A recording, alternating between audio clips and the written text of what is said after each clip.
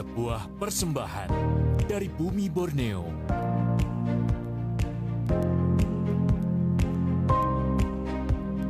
Menampilkan keelokan warisan sejarah.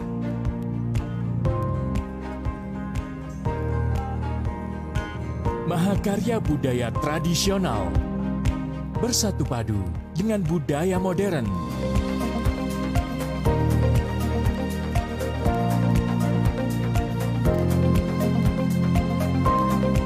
Petualangan tak ternilai dalam asrinya hutan tropis Kalimantan.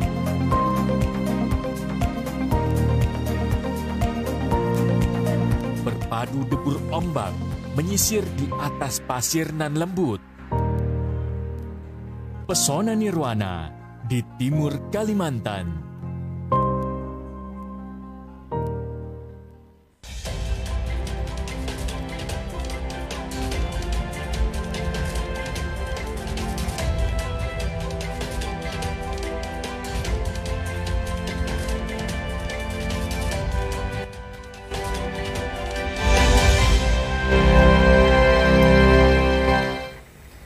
Assalamualaikum warahmatullahi wabarakatuh. Saudara, tahapan pelaksanaan pemilihan kepala daerah Pilkada serentak tanggal 9 Desember 2020 ini terus bergerak secara dinamis. Dan hal ini sejalan dengan aturan yang telah ditetapkan dan juga tetap berpedoman pada protokol kesehatan penanganan COVID-19. Masyarakat bisa ikut andil dalam menciptakan Pilkada serentak ini yang damai, kondusif, dan juga aman. Di sisi lain, bersama Bawaslu dan juga KPU tentu saja, aspek-aspek pengawasan untuk jalannya Pilkada serentak di tanggal 9 Desember 2020 ini pun juga baik dari sisi tahapan dan pelaksanaan ini harus berkualitas. Dan bagaimana menciptakan kondisi seperti ini, khususnya di Kabupaten Kutai Timur. Saat sekarang kita akan membahasnya untuk menciptakan sebuah konsep tatanan demokrasi yang lebih baik bersama KPU dan juga Bawaslu Kabupaten Kutai Timur. Dan juga nanti kami ajak tokoh masyarakat dan sudah hadir bersama kita. Beliau adalah Ketua Komisi Pemilihan Umum KPU Kabupaten Kutai Timur, yaitu Ibu Ulfa Jamilatul Farida. Ibu Ulfa, apa kabarnya, Bu? Alhamdulillah. Semangat selalu ya, Bu? Semangat selalu. Oke. Dan juga bersama kita yaitu Komisioner Bawaslu Kabupaten Kutai Timur, Ibu Siti Akhlis Muafin MPD. Ibu, apa kabarnya, Bu Afin? Alhamdulillah. Alhamdulillah. Semangat juga nih, Bu Afin ya. Oke, yang juga semangat bersama kita untuk nanti juga berdiskusi bersama kami secara virtual dialog publik hari ini, yaitu Ketua Majelis Ulama Indonesia Kabupaten Kutai Timur. Beliau juga nanti akan melihat dari aspek sosial masyarakat, yaitu Bapak Haji Muhammad Adam. Assalamualaikum, Pak Adam. Waalaikumsalam. Oke, nanti mudah-mudahan kita bisa tersambung secara lebih baik lagi ya, Pak Adam. Tapi sehat selalu di Pak Adam kalau saya lihat dari tampilan Zoom-nya, Pak Adam. Oke, oke. Nanti kita akan bahas nanti bersama Pak dan saudara. Sebelum kita lanjut pada diskusi kita mengenai mewujudkan Pilkada Kutim yang sehat dan bersih, kami ajak Anda untuk mengikuti prolog yang telah dipersiapkan oleh tim redaksi berikut ini.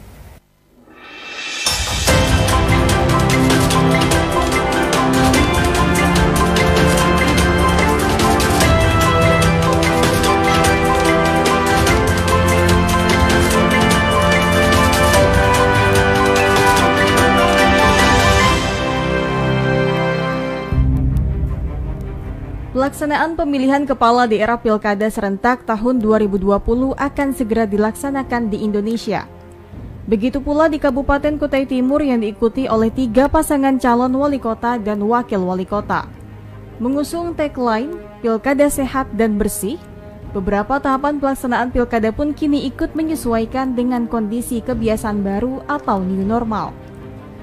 Meski mendapatkan pertentangan dari beberapa pihak agar pilkada diundur kembali hingga pandemi COVID-19 berakhir, namun pemerintah tetap melanjutkan pelaksanaan pesta demokrasi ini dengan menjamin penerapan protokol kesehatan, sehingga tidak terdapat kemunculan klaster baru dari Pilkada 2020. Mewujudkan pemilu yang bersih, damai, dan aman serta sehat tidaklah semudah membalik telapak tangan. Sebab meski secara prosedural semakin baik, banyak catatan merah dalam perjalanan pemilihan umum di negeri ini. Tak hanya COVID-19, tantangan pemerintah dalam Pilkada serentak 2020 masih sama dengan tahun sebelumnya. Karena dalam catatan Bawaslu RI, Pilkada selalu menyisakan beberapa pelanggaran. Lantas seperti apa para penyelenggara mengantisipasi segala hal yang dapat mengganggu jalannya Pilkada, khususnya di Kabupaten Kutai Timur?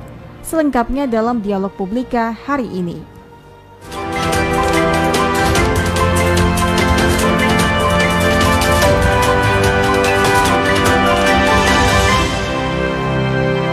Baik, untuk gelaran Dialog Publika hari ini membahas bagaimana kita bersama-sama memberikan support dan dukungan kepada pihak penyelenggara, yaitu KPU, Komisi Pemilihan Umum, dalam hal ini adalah Kabupaten Kutai Timur, dan juga di sini ada Bawaslu dan juga nanti bersama Ketua Majelis Ulama Indonesia Kabupaten Kutai Timur, Bu Ulfa.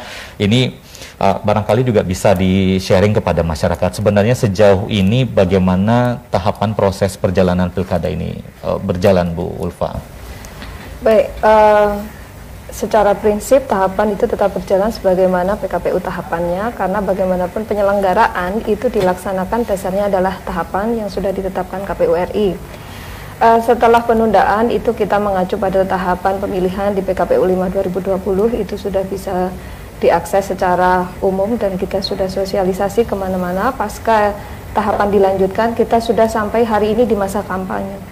Kemudian kalau kita bicara masalah tahapan pemilihan di Kutim, itu kita sudah sampai untuk di pencalonannya, itu sudah diselesai semua, sudah kita tetapkan, sudah pengundian nomor urut, dan sekarang di masa kampanye. Kemudian untuk daftar pemilihnya kita juga sudah tetapkan, dan hari ini saya juga menyampaikan kepada masyarakat Kutai Timur khususnya, itu hari ini adalah pengumuman daftar pemilih tetap di kantor-kantor desa dan di tempat-tempat umum. Silahkan pemilih bisa mengaksesnya, kemudian mencari tahu nama-namanya, kemudian yang jelas itu sudah ditetapkan. Proses penetapannya itu melalui sudah panjang ya, kita sudah mutakhirkan, kemudian pemilih sementara dan finalnya sudah kita tetapkan. Sejauh ini yang ditetapkan adalah di angka 232641 pemilih keseluruhan di Kutai Timur untuk mengikuti atau mempunyai hak pilih untuk menggunakan hak pilihnya di tanggal 9 Desember nanti. Nah, kalau untuk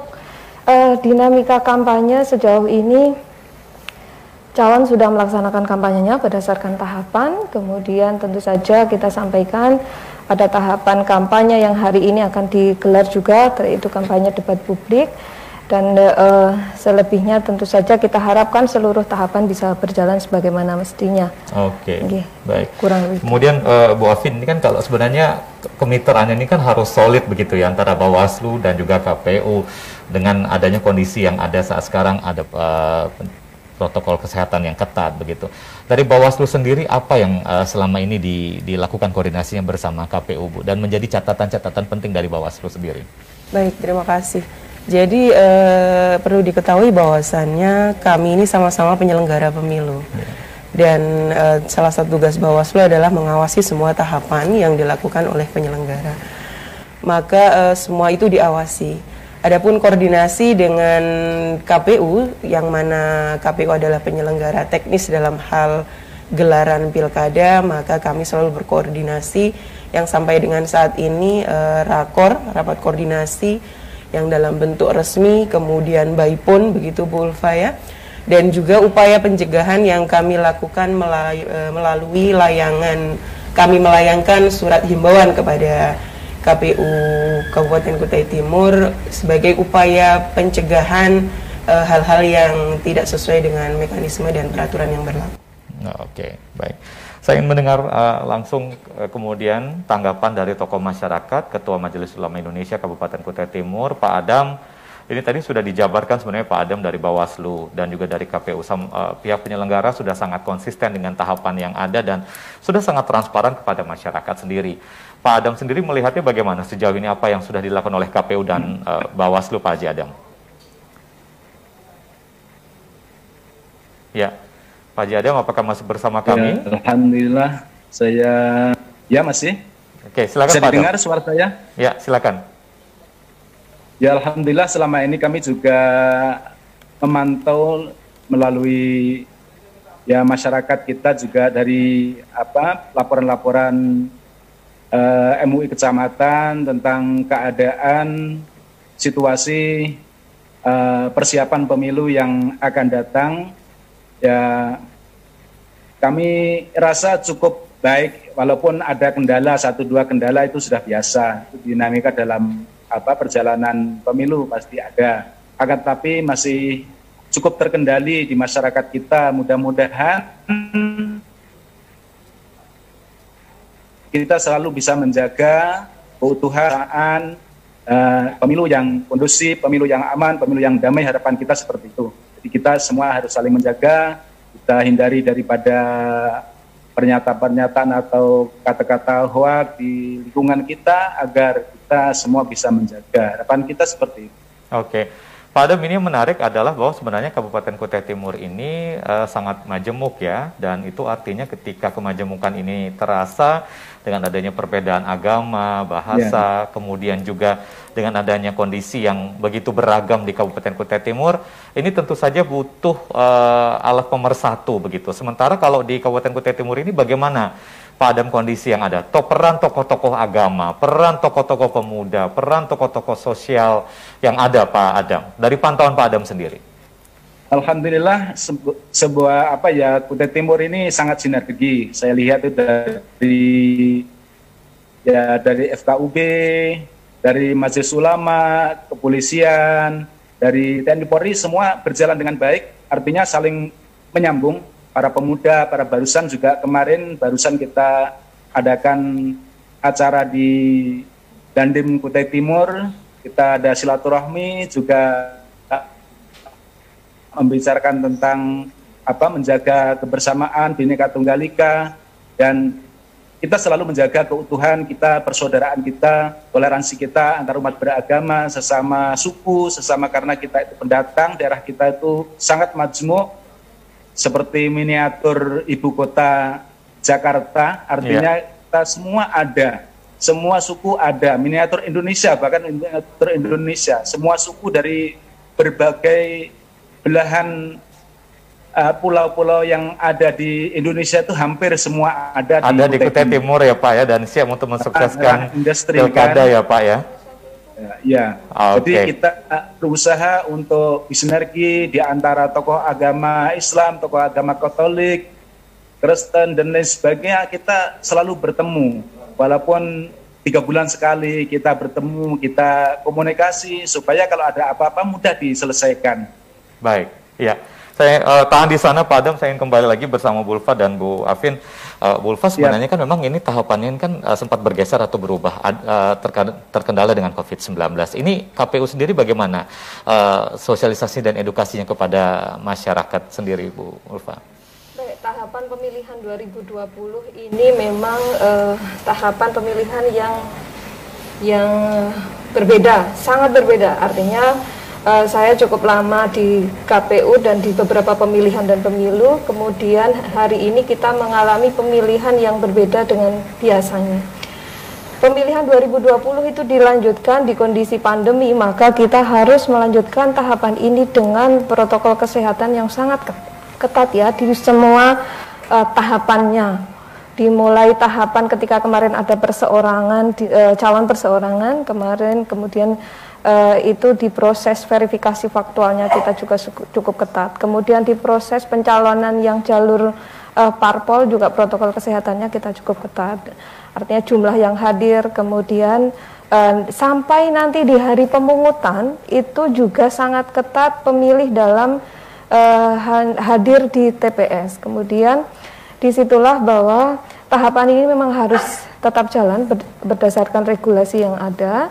Akan tetapi memang batasan-batasan yang kemudian agar tidak menjadi suatu tahapan yang justru berdampak pada pandemi, tetapi kita juga turut melakukan pencegahan terhadap penularan COVID-19 itu, maka tahapan itu harus diatur sebagaimana yang diatur di PKPU 6, 10, dan 13. Nanti misalnya ya, kalau kita sudah sampai di tanggal 9, pemilih nggak usah takut untuk datang ke TPS. Kita nanti di situ akan fasilitasi suatu proses pemungutan yang mengadaptasi kondisi pandemi.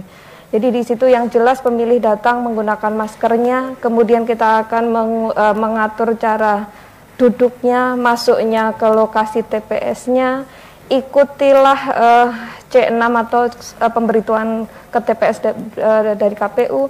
Kemudian prosedur-prosedur di dalam melakukan pemungutan juga sangat mengadaptasi kondisi pandemi ini. Jadi memang dalam hal kita melaksanakan pemilihan di masa-masa yang mana pandemi belum selesai, itu KPU sudah menyiapkan sekian instrumen yang sekiranya tentu saja itu bagian dari pencegahan penularan COVID-19 itu sendiri. Sehingga yang tentu saja harus kita sampaikan ke masyarakat itu jangan sampai tidak ke TPS.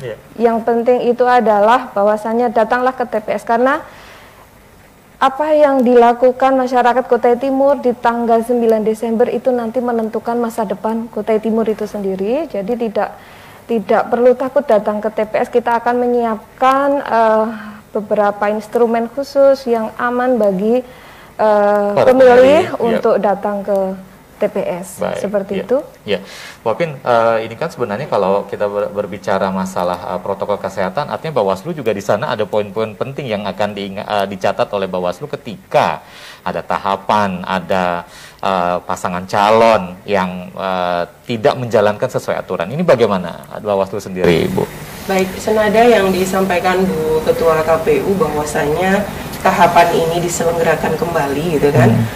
Di dalam semua regulasi ini tertuang yang paling utama adalah pencegahan COVID-19 itu sendiri.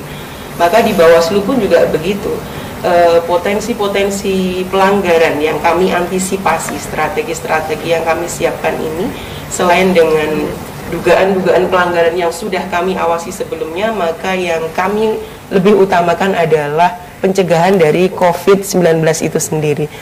Maka di dalam regulasi pengawasan, pelanggaran atas COVID itu sendiri pun juga ada regulasinya untuk kemudian kami tindak lanjuti, seperti itu. Maka tidak hanya di TPS saja, Bu Ulfa, dari rangkaian sebelum di 9 Desember ini, mulai dari pendaftaran calon, kemudian pleno. Ya, kita lihat memang pendaftaran yang Bu Ulfa ini pasti membawa tim pengusung. Betul, nah ini juga ketika mulai dari pendaftaran ini pun Bawaslu berulang kali menyampaikan himbauan baik ke KPU maupun ke LO Paslon untuk kemudian tidak terjadi kerumunan dan arak-arakan, dan hal itu sudah kami layangkan baik persuasif maupun dalam bentuk himbauan tertulis. Kemudian juga fasilitasi KPU pun kami juga tidak ada henti-hentinya menyampaikan baik tertulis maupun lisan untuk kemudian menyediakan sanitasi, kemudian hand sanitizer dan juga jarak tempat untuk potensi penularan COVID ini terjadi. Nah, ini menarik di pemilu 2020 ini karena hal tersebut Bawaslu awasi seperti itu. Dan saat ini biasanya kan pelanggaran-pelanggaran terkait dengan hak suara atau kondisi politiknya gitu. Betul, ya Bu ya. Nah, di sini ada bonusnya ini gitu ada ya. Bonusnya, ya. Bonusnya ini terkait dengan penanganan pelanggaran COVID-19. Oke. Ya. Dan Bu Ulfa, apakah memang ada sosialisasi khusus yang diberikan kepada masyarakat? Karena tadi kan Bu Ulfa sebenarnya menyampaikan ada jaminan kepada para pemilih untuk datang ke TPS dalam kondisi sehat. Tentu saja pemilih pun juga sudah diarahkan untuk senantiasa memakai masker, dengan sarana fasilitas yang ada, kami pun juga sediakan hand sanitizer. Ini apakah memang ada sosialisasi yang gencar dilakukan oleh KPU sendiri? Baik, dalam semua tahapannya itu kita akan melakukan sosialisasi. Saya sampaikan semua tahapan itu karena begini, seperti disampaikan.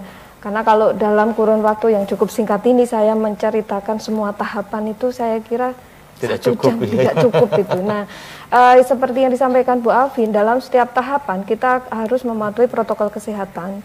Kenapa kemudian tadi saya sebut yang di pemilih, karena memang yang paling dekat sekarang itu. Kemudian sosialisasi ke masyarakat terkait datang ke TPS, tentu saja setelah kita umumkan ini kita akan lebih intens terkait hal tersebut. Nah, sosialisasi itu pada dasarnya selalu kita laksanakan di semua tahapannya.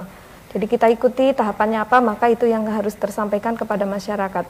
Terkait dengan jaminan dalam hal ini yang bisa saya sampaikan adalah bahwa penyelenggaraan pemilihan ini kita diatur satu regulasi yang mengadaptasi kondisi pandemi. Artinya apa? KPU RI itu menyiapkan instrumen untuk dilaksanakan di seluruh Indonesia yang melaksanakan pemilihan tahun ini, itu harus sangat ketat di dalam pelaksanaannya. Misalnya, ini yang contoh konkret yang mudah nanti diterima masyarakat. Datang saja ke TPS, yang jelas itu nanti mengedukasinya adalah tetap pakai masker. Oke. Tetapi KPPS kami juga menyiapkan satu persiapan masker gitu ya, apabila ada pemilih yang ternyata misal lupa. Mengantisipasi pemilih biar tidak pulang untuk mengambil masker ya Bu Afin, itu takutnya nggak balik lagi. Nah, nanti malah nggak balik angka partisipasinya yang Nah, itu yang kemudian itu satu. Kemudian yang kedua, dalam melakukan pemungutan nanti dibagikan sarung tangan sarung tangan plastik yang kemudian itu 1 kali pakai pastinya. Kemudian nanti setelah menggunakan hak pilihnya, cara menggunakan tintanya pun itu tidak dalam, kalau biasanya kita dicelup dalam satu tinta berarti bisa banyak orang. Yang ini nanti diteteskan. Nah, nanti setelah ini tentu saja KPU secara masif akan mensosialisasikan dan membuat video-video yang bisa kita viralkan itu ke TPS, itu caranya begini. Jadi yang memang baru sekali itu bagi masyarakat kita itu terkait prosedur ke TPS. Kalau tahapan secara umum tadi, sepanjang tahapan kita selalu mematuhi protokol kesehatan dan termasuk di masa kampanye ini gitu, seperti itu. Nanti kita lanjut lagi, nanti Bu Ulfa, Bu Afin dan juga Pak Adam nanti juga akan bergabung kembali bersama kami dalam Dialog Publika. Tetaplah bersama kami.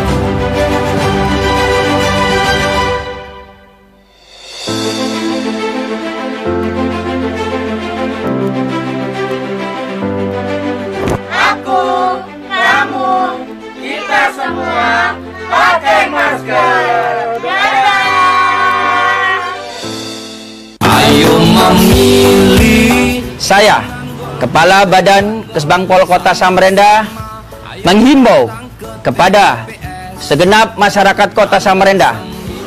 Tahun ini adalah pemilihan wali kota dan wakil wali kota Samarinda. Ayo, gunakan hak pilih Anda pada tanggal 9 Desember 2020 ke TPS-TPS terdekat dengan memperhatikan protokol kesehatan, menggunakan masker, menjaga jarak, mencuci tangan.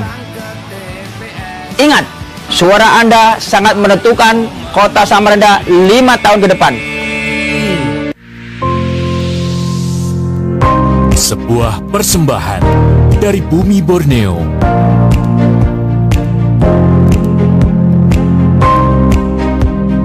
Menampilkan keelokan warisan sejarah,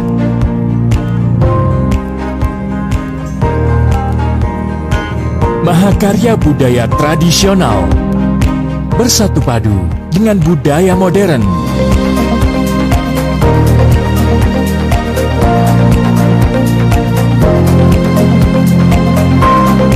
Petualangan tak ternilai dalam asrinya hutan tropis Kalimantan.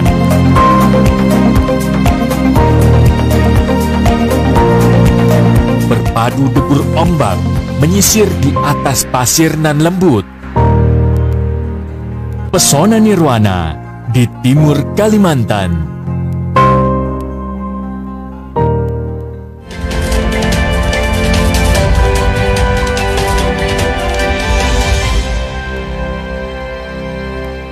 Anda masih bersama kami dalam Dialog Publika, menciptakan pilkada serentak di Kabupaten Kutai Timur yang sehat dan bersih.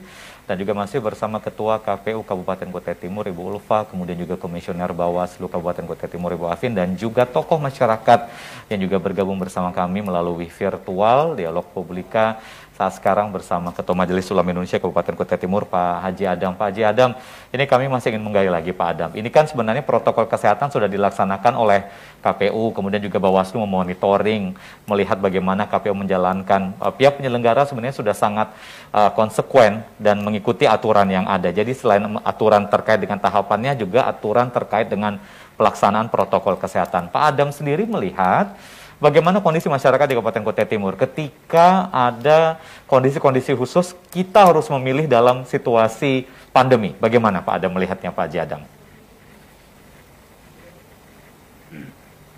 Begini, masyarakat itu sebagian memahami, sebagian kurang memahami tentang adanya COVID-19 ini. Kan tetapi kita selalu menekankan melalui berbagai macam cara, melalui mimbar-mimbar agama, melalui informasi melalui media, melalui selainnya datang ke pasar, ke jalanan, kemana saja, kita selalu mengingatkan kepada masyarakat kita. Memang tipe masyarakat kita tuh beda-beda.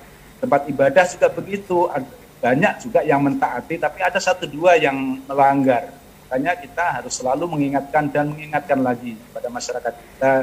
Kita berharap dengan adanya situasi, ya anggaplah situasi yang baru ya, kita menghadapi sesuatu yang baru yang tidak biasa kita alami, memang tidak mudah untuk memberitahu kepada masyarakat. Ya, baik. Namun Pak Adam, dengan kondisi yang ada ini bagaimana memotivasi masyarakat? Ini kan terkait partisipasi pemilih sebenarnya. Ada tantangan bagi pihak penyelenggara. Dan semua kecamatan, dan kabupaten, semua kita berusaha untuk senantiasa menyampaikan kepada masyarakat kita agar masyarakat terjaga. Apalagi Kutai Timur ini terutama sangat selalu harus berhati-hati. Kita ada.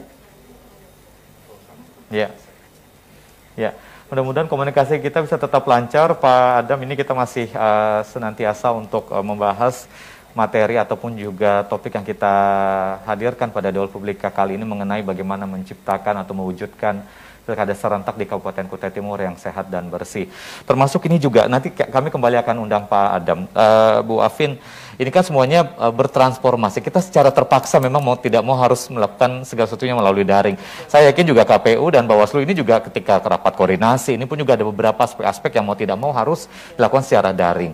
Nah, kemudian ini pun juga harus tetap diawasi juga kan sebenarnya. Bu Afin, bagaimana mekanisme terkait dengan kondisi yang ada, tahapan, proses-proses yang dilakukan secara daring ini, apakah juga ada ambil bagian di situ Bawaslu sendiri, Bu Afin? Baik, terkait dengan fokus pengawasan Bawaslu gitu. Sebelum pandemi melanda, Bawaslu ini mengawasi 2 dunia.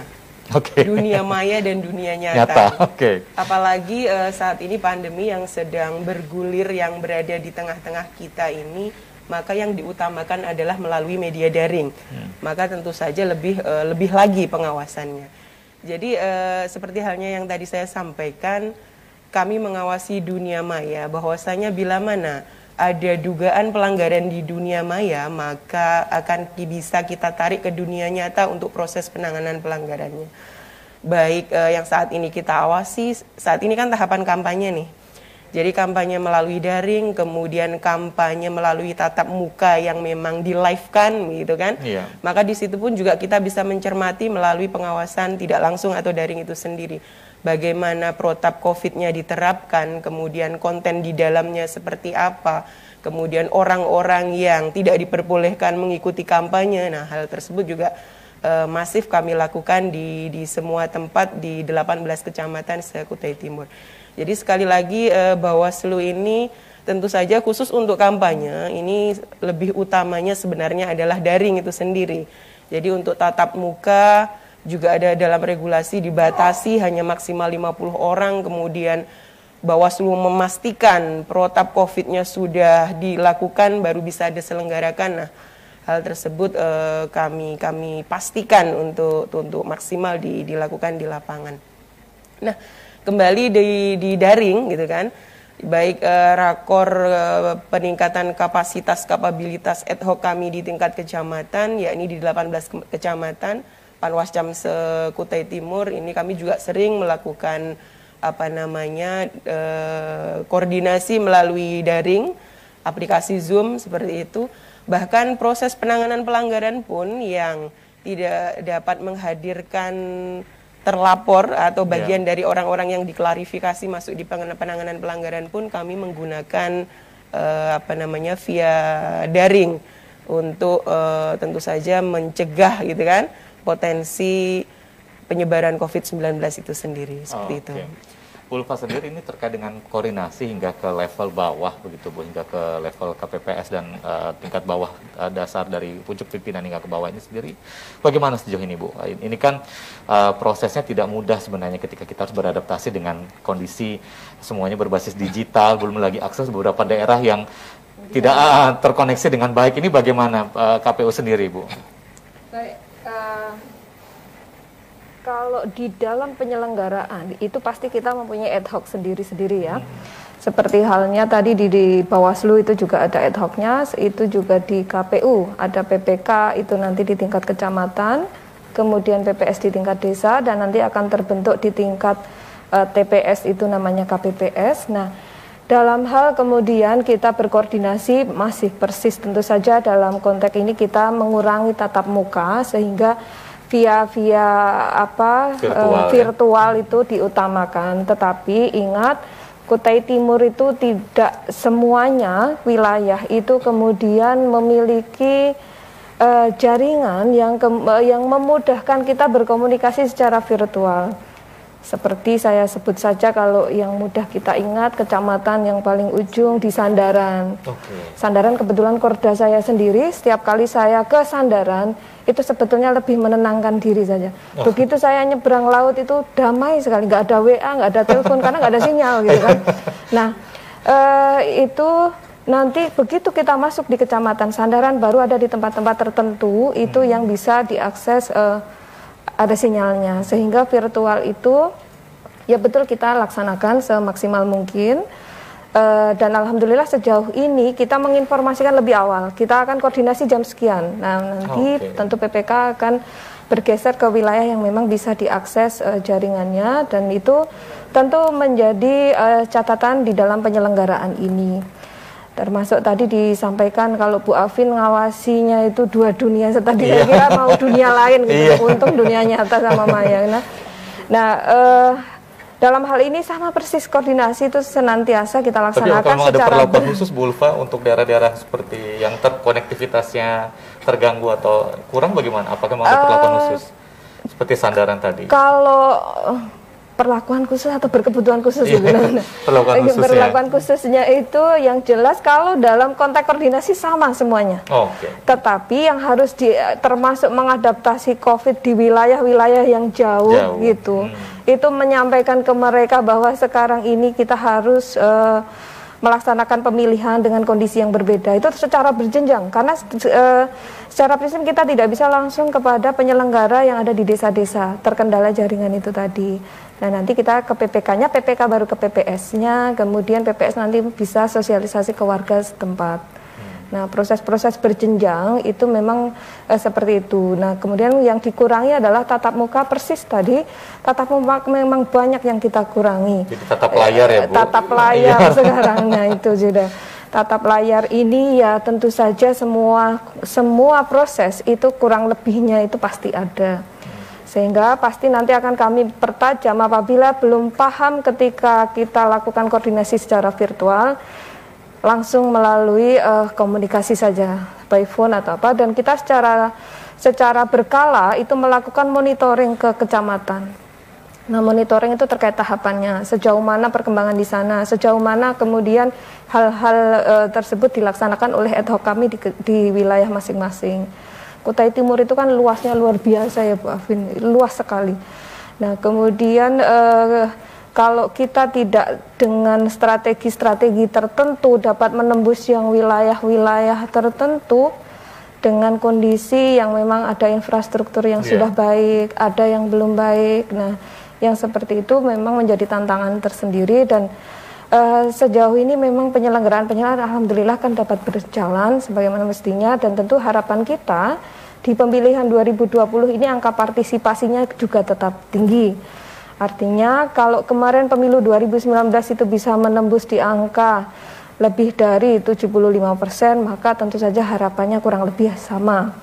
Karena memang pemilu 2019 kemarin angkanya cukup tinggi parmasnya ya Bu Afin untuk di Kutai Timur. Nah, di pemilihan 2020 ini tentu antusias warga kita harapkan, mari kita sama-sama datang ke TPS seperti halnya pemilihan-pemilihan sebelumnya.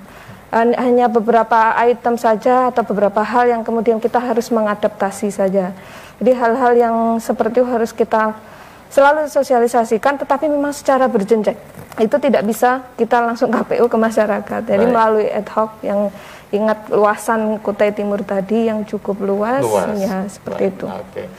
Pak Haji Adam, ini kan tadi sudah disampaikan secara jelas oleh Bu Ulfa dan juga Bu Afin, kita memang dengan kondisi yang ada, ini koordinasi kemudian juga sinergi hingga ke level bawah pun juga dilakukan secara daring atau online. Namun ini pun sebenarnya juga harus disesuaikan dengan kondisi masyarakat, karena ini terkait dengan partisipasi masyarakat. Kalau menurut Pak Adam sendiri, bagaimana dengan kondisi masyarakat, sosial masyarakat Kabupaten Kutai Timur ketika ini dilakukan dengan sistem online, kemudian juga masyarakat juga nanti apalagi ada larangan keras kalau misalnya ada kerumunan begitu. Ini bagaimana Pak Adam? Situlah perlunya sosialisasi, selalu mengadakan sosialisasi karena masyarakat kita itu belum terbiasa dengan kondisi pandemik ini ya. Ya, sebagian orang memahami, sebagian orang kurang memahami. Ya, intinya kita lebih ekstra kerja keras untuk mencapai target-target, mencapai tujuan. Intinya kita ingin pemilu yang damai, pemilu yang kondusif, pemilu yang aman, intinya itu saja. Terus kita sebagai tokoh masyarakat menekankan kepada para calon atau para pendukung untuk senantiasa menjaga, memelihara daripada penyampaiannya, tentunya hindari yaitu penyampaian yang sifatnya itu menggunjing lawan atau memusuhi lawan atau yang tidak mengenakan hati lawan. Kita tekankan saja kepada program yang baik Timur ke depan. Tadi disampaikan oleh Ibu KPU tadi, Kutai Timur itu amat sangat luas sehingga tentunya kita tidak kehabisan materi untuk menyampaikan program-program yang karena terpapar luas.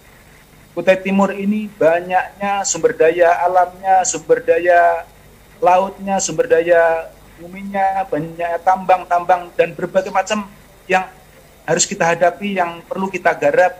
Artinya menjanjikan sekali untuk ke depan. Itulah program-program kita ke depan, keinginan kita bagaimana Kutai Timur semakin maju, Kutai Timur semakin sejahtera, aman, damai, mendapatkan Kutai Timur yang baldatun thayyibatun warabun ghafur. Keinginan kita seperti itu. Oke. Dan Pak Adam, sebenarnya ini menjadi harapan semua masyarakat ya, agar nanti benar-benar bisa menggunakan hak pilihnya dengan lebih maksimal. Tadi sebenarnya sudah disampaikan ini Pak Adam, bahwa partisipasi masyarakat ini juga utama. Jangan sampai dengan adanya kondisi pandemi ini malah menurunkan antusias warga masyarakat untuk datang ke TPS. Kalau dari Pak Adam sendiri, bagaimana Pak Adam ya untuk memotivasi masyarakat agar datang ke TPS? Karena jaminannya sebenarnya sudah ada. Itu ada aturan yang berlaku, protokol kesehatan pun juga diberikan begitu. Bagaimana Pak Adam? Saya pikir untuk masyarakat yang terdaftar itu insya Allah kita semua menyadari. Artinya ini merupakan kewajiban kita, memilih pemimpin itu sebuah kewajiban. Oleh itu insya Allah semua akan datang, kecuali memang banyak yang tidak datang, itu orang-orang yang tidak terdaftar. Kenapa demikian? Karena Kutai Timur ini banyak pendatang-pendatang. Oke.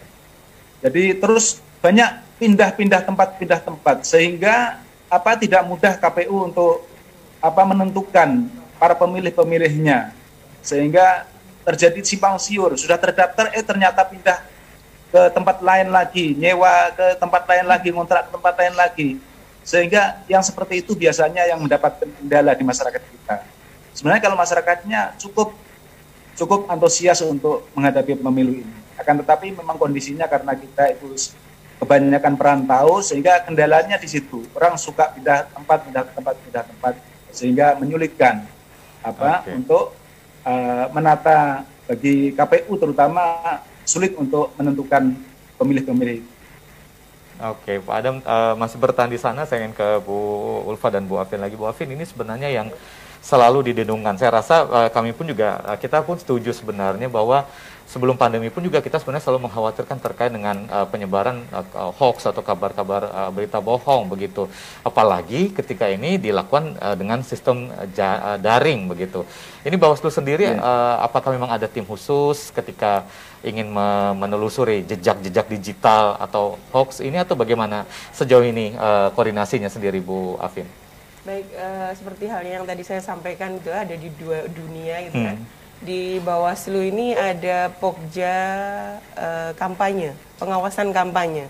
Nah, dalam Pokja inilah strategi kami petakan untuk kemudian ada beberapa yang masuk di dalam Pokja ini untuk mengawasi di media daring tersebut. Yang saat ini adalah kampanye berlangsung, maka ada 3 paslon yang kami pecah gitu bersama beberapa akunnya yang sudah didaftarkan di KPU. Dan juga tidak menutup kemungkinan akun-akun lain yang masif mensosialisasikan itu.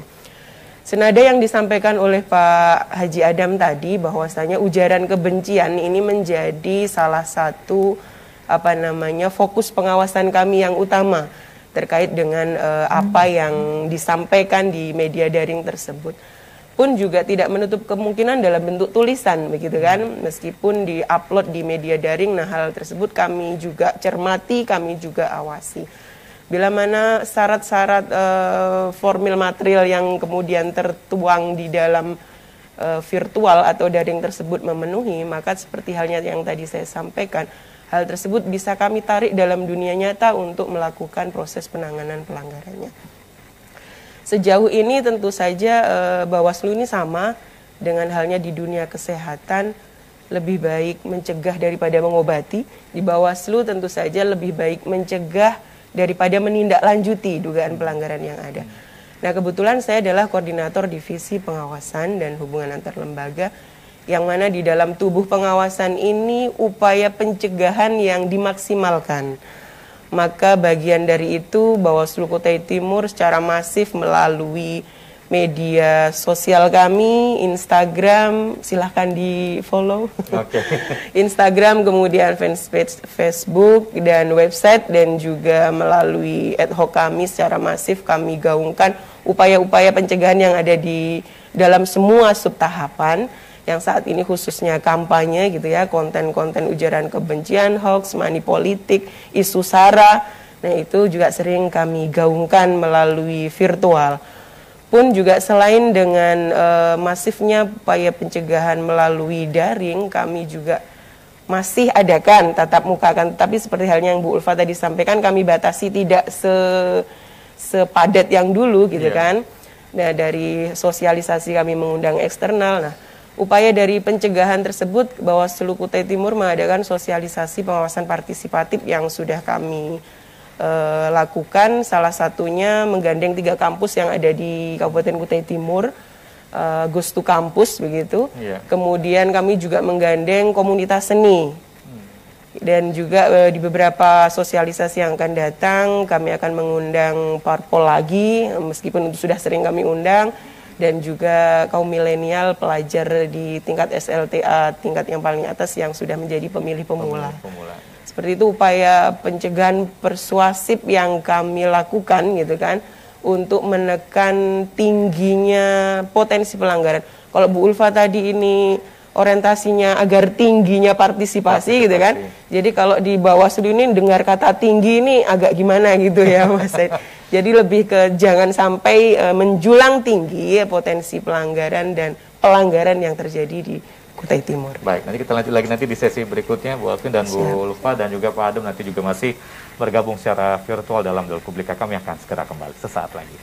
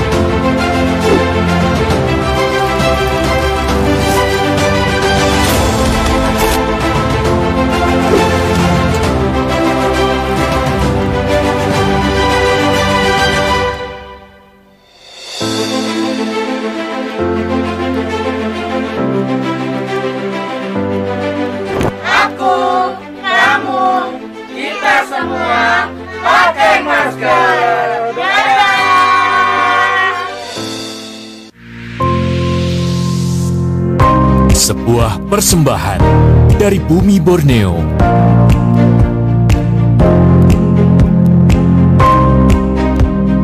Menampilkan keelokan warisan sejarah.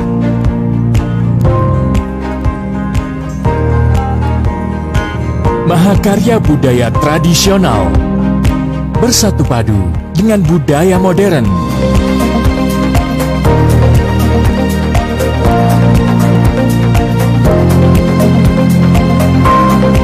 Petualangan tak ternilai dalam asrinya hutan tropis Kalimantan.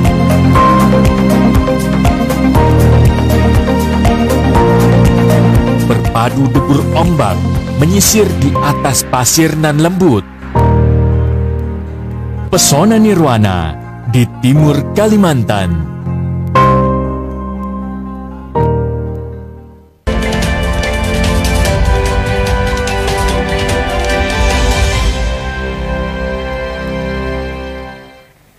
Terima kasih Anda masih bersama kami dalam Dialog Publika membahas bagaimana mewujudkan dan menciptakan pilkada serentak di Kabupaten Kutai Timur yang sehat dan bersih. Dan masih bersama narasumber kita, Ketua KPU Kabupaten Kutai Timur Ibu Ulfa dan juga Ibu Alvin, Komisioner Bawaslu Kabupaten Kutai Timur, khususnya Divisi Pengawasan dan Hubungan Antar Lembaga. Kemudian juga masih bergabung bersama kita tokoh masyarakat, Ketua Majelis Ulama Indonesia Kabupaten Kutai Timur, Bapak Haji Muhammad Adam. Pak Adam, kita melihat bahwa sebenarnya sinergi yang ada antara KPU dan Bawaslu ini adalah untuk mewujudkan pilkada serentak yang kondusif. Tapi kita juga lihat bahwa KPU dan Bawaslu ini bukan satu-satunya yang berada paling depan. Ada banyak pihak yang sebenarnya bisa mendukung, mensupport agar pilkada ini bisa berjalan sesuai koridor yang diharapkan, hukum yang berlaku dan juga protokol kesehatan. Pak Adam sendiri melihat dengan kondisi sosial masyarakat di Kabupaten Kutai Timur, ini apakah semua elemen masyarakat pun juga punya antusiasme yang sama ketika ingin mendukung pilkada ini, Pak Adam? Ya, alhamdulillah untuk kawasan lingkai Kutai Timur seperti Pemuda, seperti TNI Polri, seperti KPU, apalagi saya dengan pernyataan Bu Ulfa atau Bu Alvin ya tadi ya. Iya. Yang itu artinya saya rasakan itu prinsip-prinsip membangun. Jadi lebih baik mencegah daripada mengobati, prinsip-prinsipnya kesehatan seperti itu. Jadi kita itu lebih baik membina dulu, dibina. Bila mana ada kesalahan-kesalahan itu ada pendekatan secara kekeluargaan daripada kita menindak. Jadi itu namanya membangun masyarakat, membangun kondusivitas di masyarakat kita tuh seperti prinsip-prinsip seperti itu. Saya setuju sekali. Jadi bila mana KPU, Panwaslu, terus pihak TNI Polri prinsipnya seperti itu, insya Allah akan tercipta kondusif, aman, dan damai. Insya Allah Kutai Timur seperti itu. Saya setuju sekali apa yang dinyatakan Bawaslu tadi, betul-betul diterapkan di tengah-tengah masyarakat kita. Ini namanya membangun komunikasi terhadap masyarakat kita supaya membuahkan sesuatu yang bermanfaat, yang baik, yang damai di antara kita bermasyarakat dan berbangsa dan bernegara. Ini harapan kita. Dan begini, masalah hoak itu tidak penting sama sekali. Tidak akan menambah dukungan, tidak akan menambah popularitas seorang calon pemimpin, bahkan malah menodai daripada diri kita sendiri. Bila mana kita menjaga aib orang lain, Allah akan menutupi aib kita. Bila mana kita membuka aib orang lain, aib kita akan dibuka oleh Allah Subhanahu wa taala. Makanya kita usahakan para calon-calon, para pendukung-pendukung, usahakan kita selalu menyampaikan program-program yang baik untuk membangun, tanamkan pendidikan politik yang baik untuk masyarakat kita, agar kita bersama-sama bisa membangun Kutai Timur yang sejahtera, aman, damai, dan baldatun thayyibatun warabun ghafur. Harapan kami seperti itu. Oke Pak Adam. Bu Ulfa, terima kasih. Ya, nanti masih bergabung bersama kami Pak Adam. Bu Ulfa, sejauh ini apa sebenarnya tantangan terbesar yang masih dihadapi oleh KPU Kabupaten Kutai Timur, Bu Ulfa? Baik, secara prinsip semua tahapan itu mempunyai tantangannya sendiri ya. Tantangan hambatan itu pasti dalam semua tahapan. Satu persatu, terima kasih Pak Haji Adam yang tadi sudah mengingatkan terkait dinamika penduduk dan pemilih yang ada di Kutai Timur dari tahun ke tahun, dari pemilihan. Itu yang jelas memang mutasi kependudukan itu sangat dinamis di Kutai Timur, mengingat banyaknya perusahaan, sehingga karyawan jadi itu juga pendatang ya, Bu, ya? Banyak pendatang, juga banyak yang pergi. Nah, tetapi tidak mengurus mutasi kependudukannya. Nah, hal-hal tersebut persis yang disampaikan Pak Haji tadi, bahwa hal tersebut KPU harus mempunyai strategi-strategi bagaimana terkait pemutakhiran pemilih kemarin ya. Dan itu sudah selesai. Nah, dalam hal kemudian dinamika penduduk ini atau penduduk yang sudah masuk menjadi pemilih itu sangat dinamis, maka hari ini DPT kita sudah diumumkan, mohon kepada masyarakat itu juga mempunyai keinginan untuk ngecek namanya. Artinya apa? Yang menjadi pemilih di dalam pemilihan itu ada batasannya atau ada aturannya. Yang boleh menjadi pemilihan di Kutai Timur adalah seseorang yang secara aturan itu memenuhi syarat dan harus ber-KTP Kutai Timur. Jadi kalau dia ber-KTP atau beridentitas di luar Kutai Timur, tentu tidak boleh menjadi pemilih di Kutai Timur dalam konteks pemilihan 2020. Jadi di dapil tersebut. Nah, di situ juga harus dipahami. Kemarin waktu pemilu 2019 saya masuk misal gitu ya. Pemilu 2019 saya masuk, ini kok tidak ada. Nah, itu mungkin bisa jadi yang bersangkutan bukan ber-KTP Kutai Timur, tetapi di pemilu 2019 itu ada Pilpres. Sehingga yang bersangkutan itu tercatat di wilayah asalnya, kemudian pindah memilih ke Kutai Timur. Nah, yang seperti itu harus bisa kami secara cukup masif menjelaskan ke masyarakat. Yang boleh menjadi pemilih adalah ini. Nah, mengantisipasi yang tadi Pak Haji, tentu saja kita mohonkan masyarakat mengecek namanya. Karena pemilih itu terdaftar berdasarkan identitas kependudukannya. Artinya kalau tadi, artinya kalau yang bersangkutan itu berpindah rumah, jadi tidak di lokasi sesuai KTP, maka silahkan dicek sehingga bisa dikonfirmasi kepada petugas kami. Baik. Di TPS mana pemilih ini tercatat. Nah, itu yang kadang-kadang di hari H nama saya kok nggak ada di TPS ini. Ternyata itu di lokasi rumah yang setelah pindah.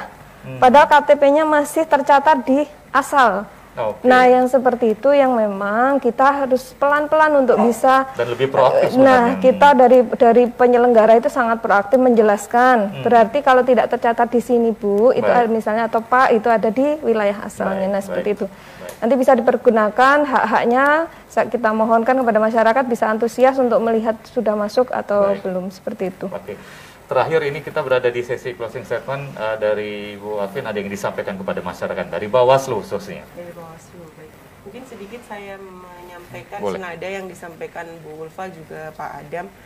Maka warna-warni miniatur Indonesia yang ada di Kutai Timur, kemudian potensi masyarakat yang tidak mendapatkan undangan datang ke TPS. Ini di Bawaslu juga ada beberapa potensi, diantaranya potensi pelanggaran menggunakan hak orang lain untuk datang ke TPS, itu yang pertama. Dan yang selanjutnya adalah biasanya masyarakat yang apatis tidak mengikuti subtahapan pemutakhiran data ini akan berbondong-bondong ke Bawaslu untuk menanyakan kenapa nama saya tidak ada di TPS ini, TPS ini. Nah, dalam kesempatan kali ini pun memang ini gawenya secara teknis KPU, maka Bawaslu pun juga menghimbau kepada seluruh masyarakat untuk proaktif mengecek namanya di dalam DPT sudah terdaftar atau belum, kemudian posisinya di mana. Nah, hal ini untuk menghindari hal-hal yang tadi saya sampaikan ketika di hari H belum mendapatkan undangan yang dimaksud, sehingga dia tidak berpotensi menggunakan surat undangan orang lain untuk datang ke TPS. Dan dari Bawaslu Kutai Timur dalam kesempatan kali ini menyampaikan bahwasannya berharap pilkada di Kutai Timur di tahun 2020 ini terbebas dari hoax, kemudian ujaran kebencian, money politik, dan juga potensi-potensi pelanggaran lainnya, gitu kan, sehingga pilkada di Kutai Timur aman, kondusif, dan juga stabil. Dan terakhir ini, Mas Said, dari Bawaslu Kabupaten Kutai Timur, bersama rakyat awasi pemilu, bersama Bawaslu tegakkan keadilan pemilu. Baik. Dari Bu Ulfa silakan, ada yang mau disampaikan himbauan kepada masyarakat, ajakan, atau silakan Bu Ulfa. Baik, terima kasih. Menyambung yang disampaikan Ibu Afin, mohon izin Ibu, ada yang sedikit saya luruskan. Bahwasannya C6 ini sudah, atau C6 yang disebut tadi undangan itu sangat penting untuk kami luruskan, karena memang dari sisi konsep itu tidak lagi undangan tetapi pemberitahuan datang ke TPS. Karena kalau masih kita sebut undangan maka nanti takutnya kalau nggak dapat undangan nggak datang, gitu kan. Itu bukan, nah itu tamu tak diundang nanti jadinya. Atau mau datang juga nggak apa-apa. Gitu. Jadi pemberitahuan atau C6 ini dalam hal pemilih itu sudah masuk di DPT tetapi belum mendapatkan C6 dari penyelenggara kami pada hari H, silahkan datang ke TPS, bawa dokumen identitasnya. Artinya C6 atau pemberitahuan datang ke TPS ini salah satu instrumen yang membantu kita di dalam mengatur datangnya pemilih ke TPS. Baik, itu yang harus bisa dipahami, sehingga kalau tidak dapat pun sepanjang dia terdaftar silahkan datang ke TPS menggunakan hak pilihnya.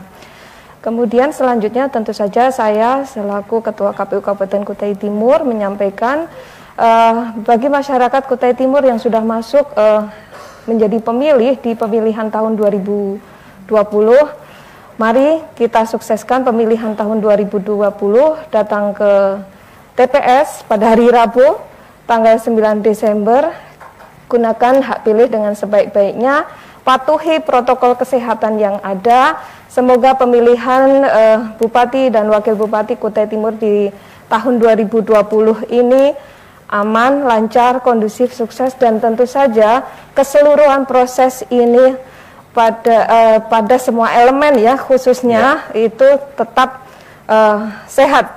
Karena bagaimanapun kondisi pandemi ini menjadi berbeda bagi kita semua. Saya kira itu, terima kasih. Ya, terima kasih Bu Ulfa, terima kasih Bu Afin, dan juga terima kasih Pak Adam sudah bergabung bersama kami secara virtual. Tetap sehat selalu. Ini juga untuk para pihak penyelenggara ini untuk menjaga stamina dan semangatnya, dan juga untuk tetap berpedoman pada protokol kesehatan. Dan akhirnya sampai di sini Dialog Publika terkait dengan tema kita adalah mewujudkan Pilkada Kabupaten Kutai Timur yang sehat dan bersih. Sekali lagi, memang semua leading sektornya ada di pihak KPU dan juga di Bawaslu, tapi peran masyarakat, semua elemen-elemen masyarakat pun juga punya peran yang sama. Apalagi ini terkait dengan memilih kepala daerah yang akan menggiring ataupun juga membawa Kabupaten Kutai Timur ke arah yang lebih baik, dan juga kita berharap ini bisa menjadi sebuah gambaran bagaimana situasi dan kondisi demokrasi perpolitikan yang ada di daerah khususnya di Kabupaten Kutai Timur. Saya Said Husain mewakili seluruh kerabat kerja yang bertugas, mohon undur diri, jaga kesehatan selalu, dan menerapkan protokol kesehatan, menggunakan masker, menjaga jarak aman, menghindari kerumunan, dan juga mencuci tangan secara rutin selama 20 detik. Wassalamualaikum warahmatullahi wabarakatuh, dan sampai jumpa.